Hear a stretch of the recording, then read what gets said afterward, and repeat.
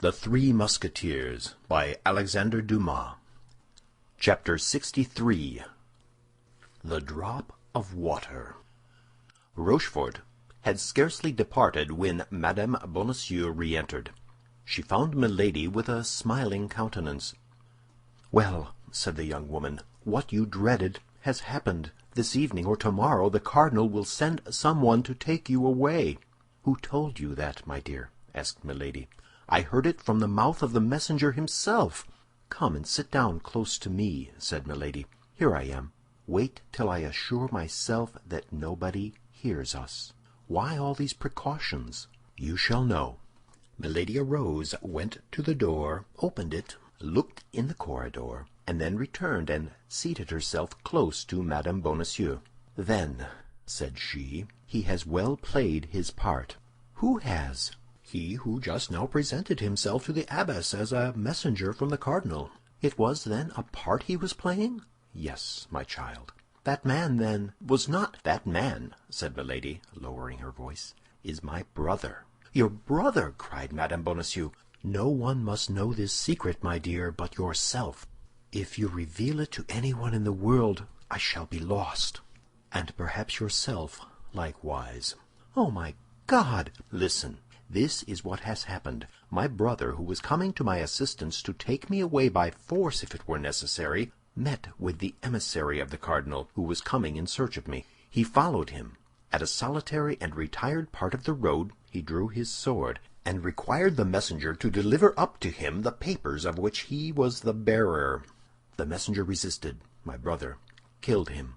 "Oh!" said Madame Bonacieux, shuddering. "Remember, that was the only means. Then my brother determined to substitute cunning for force. He took the papers and presented himself here as the emissary of the cardinal, and in an hour or two a carriage will come to take me away by the orders of his Eminence." "I understand. It is your brother who sends this carriage." "Exactly. But that is not all. That letter you have received, and which you believe to be from Madame de Chevreuse—" "Well?" "It is a forgery." "How can that be?" "Yes, a forgery. It is a snare to prevent your making any resistance when they come to fetch you." "But it is D'Artagnan that will come." "Do not deceive yourself. D'Artagnan and his friends are detained at the siege of La Rochelle." "How do you know that?" "My brother met some emissaries of the cardinal in the uniform of Musketeers." "You would have been summoned to the gate. You would have believed yourself about to meet friends. You would have been abducted and conducted back to Paris." "Oh, my God! My senses fail me amid such a chaos of iniquities. I feel if this continues," said Madame Bonacieux, raising her hands to her forehead, "I shall go mad." "Stop!" "What?" "I hear a horse's steps. It is my brother setting off again. I should like to offer him a last salute. Come." Milady opened the window and made a sign to Madame Bonacieux to join her. The young woman complied. Rochefort passed at a gallop. "Adieu, brother!" cried Milady. The chevalier raised his head, saw the two women, and without stopping waved his hand in a friendly way to Milady. "The good George!" said she, closing the window with an expression of countenance full of affection and melancholy, and she resumed her seat as if plunged in reflections entirely personal. "Dear ladies," said Madame Bonacieux, "pardon me for interrupting you, but what do you advise me to do? Good heaven, you have more experience than I have. Speak, I will listen." "In the first place," said Milady, "it is possible I may be deceived, and that D'Artagnan and his friends may really come to your assistance." "Oh, that would be too much!" cried Madame Bonacieux. "So much happiness is not in store for me." "Then you comprehend it would be only a question of time, a sort of race, which should arrive first. If your friends are the more speedy, you are to be saved. If the satellites of the cardinal, you are lost." "Oh, yes, yes, lost beyond redemption. What then to do? What to do?" "There would be a very simple means, very natural." "Tell me what." "To wait, concealed in the neighborhood, and assure yourself who are the men who come to ask for you." "But where can I wait?" "Oh, there is no difficulty in that. I shall stop and conceal myself a few leagues hence until my brother can rejoin me. Well, I take you with me. We conceal ourselves and wait together." "But I shall not be allowed to go. I am almost a prisoner." as they believe that I go in consequence of an order from the cardinal, no one will believe you anxious to follow me. Well? Well, the carriage is at the door. You bid me adieu. You mount the step to embrace me a last time. My brother's servant, who comes to fetch me, is told how to proceed. He makes a sign to the postilion, and we set off at a gallop. But D'Artagnan, if he comes, shall we not know it? How? Nothing easier. We will send my brother's servant back to Bethune, whom, as I told you, we can trust. He shall assume a disguise and place himself in front of the convent. If the emissaries of the cardinal arrive, he will take no notice. If it is Monsieur d'Artagnan and his friends, he will bring them to us. He knows them, then? Doubtless. Has he not seen Monsieur d'Artagnan at my house? Oh, yes, yes, you are right. Thus all may go well. All may be for the best. But we do not go far from this place? 7 or 8 leagues at the most. We will keep on the frontiers, for instance, and at the first alarm we can leave France. And what can we do there? Wait. But if they come? My brother's carriage will be here first. If I should happen to be any distance from you when the carriage comes for you, at dinner or supper, for instance, do one thing. What is that? Tell your good superior that in order that we may be as much together as possible, you ask her permission to share my repast. Will she permit it? What inconvenience can it be? Oh, delightful! In this way we shall not be separated for an instant. Well, go down to her, then, to make your request. I feel my head a little confused. I will take a turn in the garden. Go, and where shall I find you? Here, in an hour. Here, in an hour. Oh, you are so kind, and I am so grateful. How can I avoid interesting myself for one who is so beautiful and so amiable? Are you not the beloved of one of my best friends? Dear D'Artagnan, oh, how he will thank you! I hope so. Now then, all is agreed. Let us go down. You are going into the garden? Yes. Go along this corridor, down a little staircase, and you are in it. Excellent, thank you. And the two women parted, exchanging charming smiles. Milady had told the truth. Her head was confused, for her ill-arranged plans clashed one another like chaos. She required to be alone that she might put her thoughts a little into order. She saw vaguely the future, but she stood in need of a little silence and quiet to give all her ideas, as yet confused, a distinct form and a regular plan. What was most pressing was to get Madame Bonacieux away and convey her to a place of safety, and there, if matters required, make her a hostage. Milady began to have doubts of the issue of this terrible duel, in which her enemies showed as much perseverance as she did animosity. Besides, she felt as we feel when a storm is coming on, that this issue was near, and could not fail to be terrible. The principal thing for her, then, was, as we have said, to keep Madame Bonacieux in her power. Madame Bonacieux was the very life of D'Artagnan. This was more than his life, the life of the woman he loved. This was, in case of ill fortune, a means of temporizing and obtaining good conditions. Now, this point was settled. Madame Bonacieux, without any suspicion, accompanied her. Once concealed with her at Armentières, it would be easy to make her believe that D'Artagnan had not come to Bethune. In 15 days at most, Rochefort would be back. Besides, during that 15 days, she would have time to think how she could best avenge herself on the four friends. She would not be weary, thank God, for she would enjoy the sweetest pastime such events could accord a woman of her character, perfecting a beautiful vengeance. Revolving all this in her mind, she cast her eyes around her and arranged the topography of the garden in her head.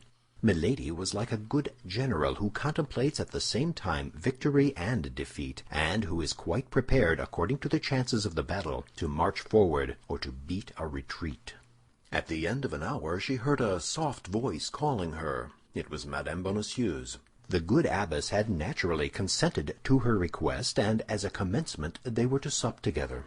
On reaching the courtyard, they heard the noise of a carriage which stopped at the gate. Milady listened.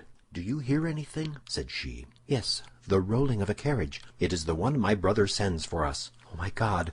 Come, come!" courage!" The bell of the convent gate was sounded. Milady was not mistaken. "Go to your chamber," said she to Madame Bonacieux. "You have perhaps some jewels you would like to take?" "I have his letters," said she. "Well, go and fetch them, and come to my apartment. We will snatch some supper. We shall perhaps travel part of the night, and must keep our strength up." "Great God!" said Madame Bonacieux, placing her hand upon her bosom. "My heart beats so, I cannot walk." "Courage, courage! Remember that in a quarter of an hour you will be safe, and think that what you are about to do is for his sake." "Yes, yes, everything for him. You have restored my courage by a single word. Go, I will rejoin you." Milady ran up to her apartment quickly. She there found Rochefort's lackey, and gave him his instructions. He was to wait at the gate. If by chance the Musketeers should appear, the carriage was to set off as fast as possible, pass around the convent, and go and wait for Milady at a little village which was situated at the other side of the wood. In this case, Milady would cross the garden and gain the village on foot. As we have already said, Milady was admirably acquainted with this part of France. If the Musketeers did not appear, things were to go on as had been agreed. Madame Bonacieux was to get into the carriage as if to bid her adieu, and she was to take away Madame Bonacieux. Madame Bonacieux came in, and to remove all suspicion, if she had any, Milady repeated to the lackey before her the latter part of her instructions. Milady asked some questions about the carriage. It was a chaise, drawn by 3 horses, driven by a postilion. Rochefort's lackey would precede it as courier. Milady was wrong in fearing that Madame Bonacieux would have any suspicion. The poor young woman was too pure to suppose that any female could be guilty of such perfidy. Besides, the name of the Comtesse de Winter, which she had heard the abbess pronounce, was wholly unknown to her, and she was even ignorant that a woman had had so great and so fatal a share in the misfortune of her life. "You see," said she, when the lackey had gone out, "everything is ready. The abbess suspects nothing, and believes that I am taken by order of the cardinal. This man goes to give his last orders. Take the least thing, drink a finger of wine, and let us be gone." "Yes," said Madame Bonacieux, mechanically. "Yes, let us be gone." Milady made her a sign to sit down opposite, poured her a small glass of Spanish wine, and helped her to the wing of a chicken. "See," said she, "if everything does not second us. Here is night coming on. By daybreak we shall have reached our retreat, and nobody can guess where we are. Come, courage, take something." Madame Bonacieux ate a few mouthfuls mechanically, and just touched the glass with her lips. "Come, come," said Milady, lifting hers to her mouth, "do as I do." But at the moment the glass touched her lips, her hand remained suspended. She heard something on the road which sounded like the rattling of a distant gallop. Then it drew nearer, and it seemed to her almost at the same time that she heard the neighing of horses. This noise acted upon her joy like the storm which awakens the sleeper in the midst of a happy dream. She grew pale and ran to the window, while Madame Bonacieux, rising all in a tremble, supported herself upon her chair to avoid falling. Nothing was yet to be seen, only they heard the galloping draw nearer. "Oh, my God!" said Madame Bonacieux. "What is that noise?" "That of either our friends or our enemies," said Milady, with her terrible coolness. "Stay where you are, I will tell you." Madame Bonacieux remained standing, mute, motionless, and pale as a statue. The noise became louder. The horses could not be more than 150 paces distant. If they were not yet to be seen, it was because the road made an elbow. The noise became so distinct that the horses might be counted by the rattle of their hoofs. Milady gazed with all the power of her attention. It was just light enough for her to see who was coming.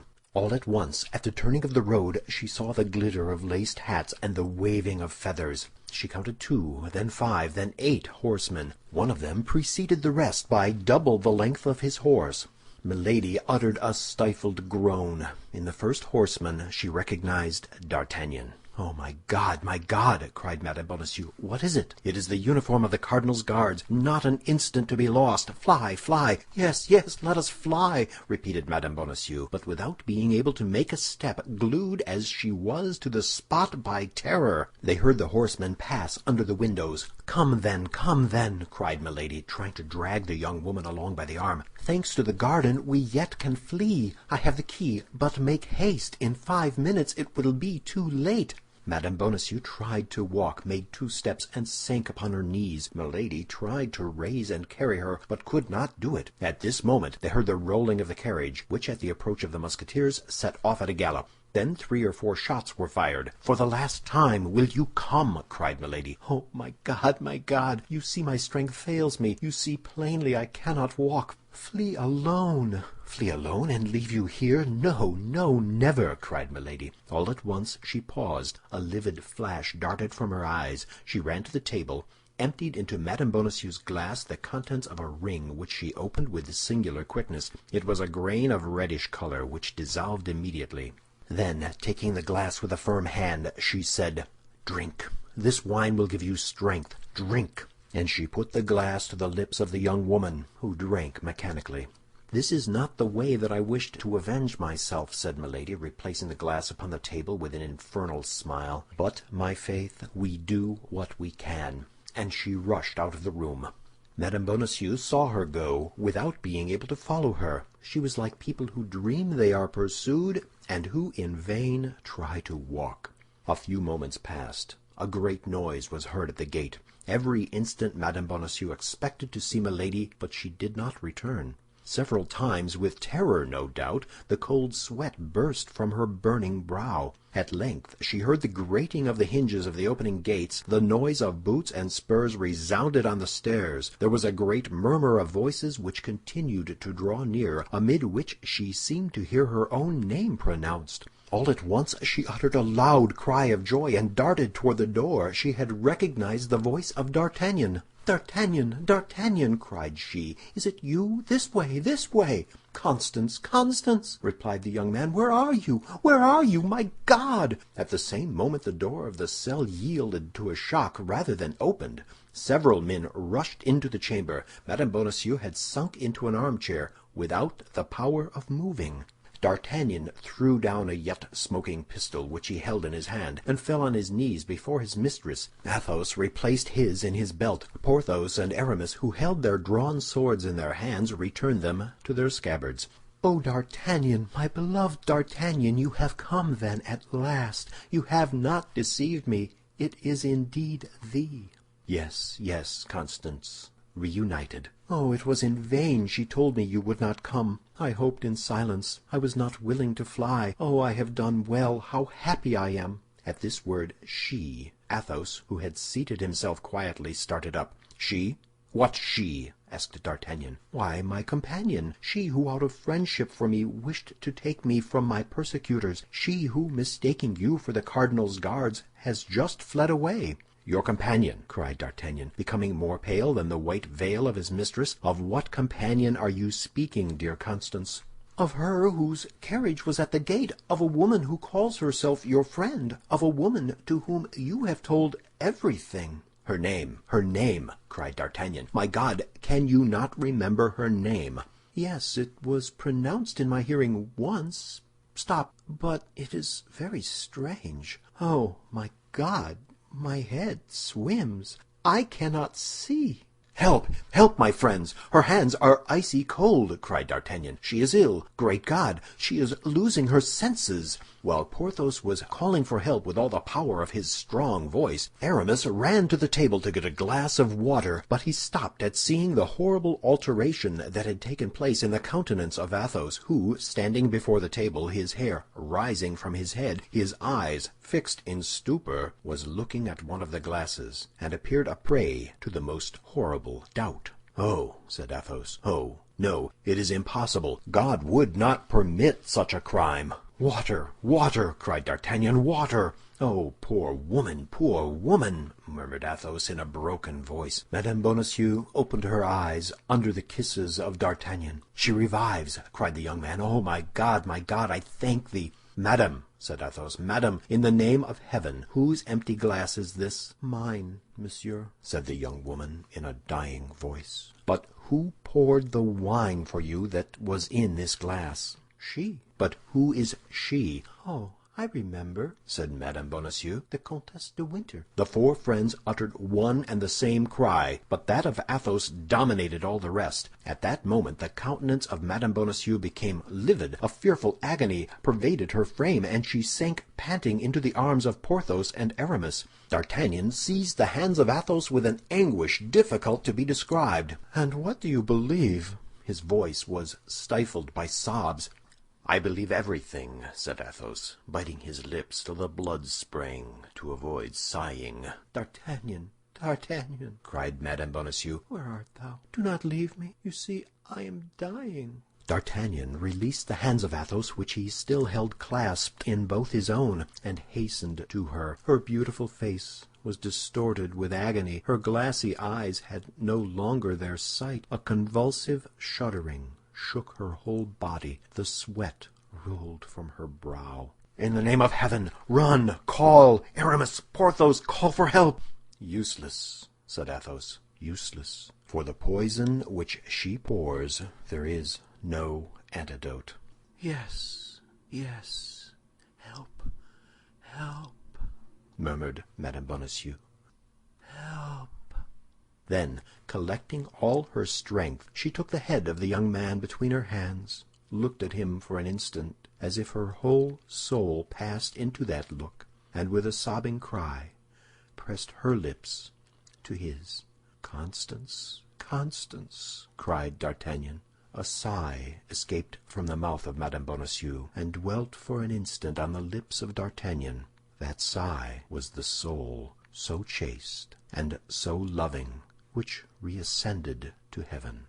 D'Artagnan pressed nothing but a corpse in his arms. The young man uttered a cry, and fell by the side of his mistress as pale and as icy as herself. Porthos wept. Aramis pointed toward heaven. Athos made the sign of the cross. At that moment a man appeared in the doorway, almost as pale as those in the chamber. He looked around him and saw Madame Bonacieux dead, and D'Artagnan in a swoon. He appeared just at that moment of stupor which follows great catastrophes. "I was not deceived," said he. "Here is Monsieur d'Artagnan, and you are his friends, Messieurs Athos, Porthos, and Aramis." The persons whose names were thus pronounced looked at the stranger with astonishment. It seemed to all three that they knew him. "Gentlemen," resumed the newcomer, "you are, as I am, in search of a woman who," added he with a terrible smile, "must have passed this way, for I see a corpse." The three friends remained mute, for although the voice as well as the countenance reminded them of someone they had seen, they could not remember under what circumstances. "Gentlemen," continued the stranger, "since you do not recognize a man who probably owes his life to you twice, I must name myself. I am Lord de Winter, brother-in-law of that woman." The three friends uttered a cry of surprise. Athos rose, and offering him his hand, "Be welcome, my lord," said he. "You are one of us." "I set out 5 hours after her from Portsmouth," said Lord de Winter. "I arrived 3 hours after her at Boulogne. I missed her by 20 minutes at Saint Omer. Finally, at Lilliers, I lost all trace of her. I was going about at random, inquiring of everybody, when I saw you gallop past. I recognized Monsieur d'Artagnan. I called to you, but you did not answer me. I wished to follow you, but my horse was much too fatigued to go at the same pace as yours, and yet it appears, in spite of all your diligence, you have arrived too late." "You see," said Athos, pointing to Madame Bonacieux dead, and to D'Artagnan, whom Porthos and Aramis were trying to recall to life.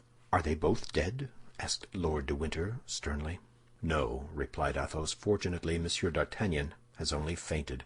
"Ah, indeed, so much the better," said Lord de Winter. At that moment D'Artagnan opened his eyes. He tore himself from the arms of Porthos and Aramis, and threw himself like a madman on the corpse of his mistress. Athos rose, walked toward his friend with a slow and solemn step, embraced him tenderly, and as he burst into violent sobs, he said to him with his noble and persuasive voice, "Friend, be a man. Women weep for the dead. Men avenge them." "Oh, yes," cried D'Artagnan, "yes. If it be to avenge her, I am ready to follow you." Athos profited by this moment of strength which the hope of vengeance restored to his unfortunate friend to make a sign to Porthos and Aramis to go and fetch the superior. The two friends met her in the corridor, greatly troubled and much upset by such strange events. She called some of the nuns, who against all monastic custom found themselves in the presence of 5 men. "Madame," said Athos, passing his arm under that of D'Artagnan, "we abandon to your pious care the body of that unfortunate woman. She was an angel on earth before being an angel in heaven. Treat her as one of your sisters. We will return some day to pray over her grave." D'Artagnan concealed his face in the bosom of Athos and sobbed aloud. "Weep," said Athos, "weep, heart full of love, youth, and life. Alas, would I could weep like you!" And he drew away his friend, as affectionate as a father, as consoling as a priest, noble as a man who has suffered much. All 5, followed by their lackeys leading their horses, took their way to the town of Bethune, whose outskirts they perceived, and stopped before the first inn they came to. "But," said D'Artagnan, "shall we not pursue that woman?" "Later," said Athos, "I have measures to take." "She will escape us," replied the young man. "She will escape us, and it will be your fault, Athos." "I will be accountable for her," said Athos. D'Artagnan had so much confidence in the word of his friend that he lowered his head and entered the inn without reply. Porthos and Aramis regarded each other, not understanding this assurance of Athos. Lord de Winter believed he spoke in this manner to soothe the grief of D'Artagnan. "Now, gentlemen," said Athos, when he had ascertained there were 5 chambers free in the hôtel, "let everyone retire to his own apartment. D'Artagnan needs to be alone, to weep and to sleep. I take charge of everything. Be easy." "It appears, however," said Lord de Winter, "if there are any measures to take against the Countess, it concerns me. She is my sister-in-law." "And me," said Athos. "She is my wife." D'Artagnan smiled, for he understood that Athos was sure of his vengeance when he revealed such a secret. Porthos and Aramis looked at each other and grew pale. Lord de Winter thought Athos was mad. "Now, retire to your chambers," said Athos, "and leave me to act. You must perceive that in my quality of a husband this concerns me.